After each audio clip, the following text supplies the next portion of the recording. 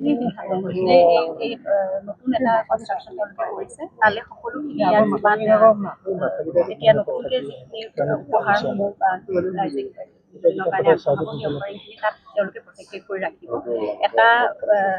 এটা ফালে তেওঁলোকে নাম সকলোৱে নাম প্ৰসংগ কৰিব পৰা প্ৰাৰ্থনা কৰিব পৰাকৈ এটা খোলা জেগা ৰাখিব।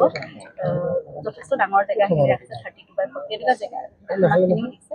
তাৰপিছত 8 ফুট বহল এটা ৰাস্তা তেওঁলোকে সোমাব পৰা কৰি দিব আৰু তলত সেইখিনি যাতে বোকা নহয় পানী নহয় তেনেকুৱা ধৰণে ৰাখিব। চাকি বন্তি জ্বলোৱা জেগাটো প্ৰটেক্টেড কৰিব আৰু এই অস্থায়ী নিৰ্মাণখিনি তেওঁলোকে ভাঙি পেলাব। কাৰণ এইখিনিতো এনেই কৰা হৈছিল যেতিয়া সেই দিনটোৰ কাৰণে আজি ছমাহে এইটো ৰাখিব বুলি আমি কোনেও ভবা নাছিলোঁ আচলতে।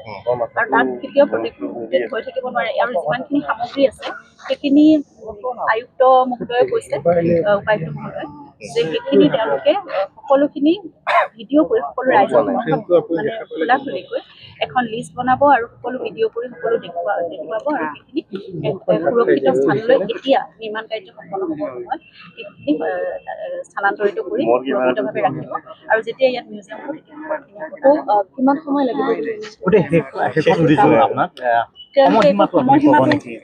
একো সময়সীমা পোৱা নাই। আমিতো যিমান পাৰি সোনকালে সেই কথাটো কৈছোঁ। এই অস্থায়ী কোনেনো ঠেলি আছে পিছ ফালৰ পৰা বাউণ্ডেৰী ৱালৰ কামটো বাউণ্ডেৰী ৱালৰ ফালে হৈ যাব কাৰণ ভিতৰৰ নিৰ্মাণ গতিকে চাইমাল্টেনিয়াছলি বস্তুবোৰ হ'ব পাৰে সেই কথাটোৱে আমি কৈছোঁ।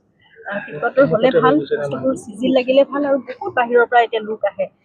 অকলটো এতিয়া এখন সমাধিস্থল আৰু মানে এনেকুৱা হৈ থকা নাই। উপাসনাস্থলী এখন তীৰ্থস্থান টুৰিষ্ট স্পট এটা হৈ গৈছে।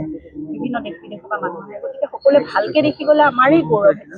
আৰু জুবিন গাৰ্গ যিহেতু আমাৰ সকলোৰে স্বাভিমান আমাৰ গৌৰৱ। গতিকে জুবিন গাৰ্গৰ কাৰণে সিমানখিনি কৰিব পৰাটো মানে আমাৰ ৰাইজৰ বা চৰকাৰৰ সকলোৰে দায়িত্ব থাকিব লাগে। গতিকে সেইখিনিতো ৰাইজে এতিয়া সাজুৱে হৈ আছে।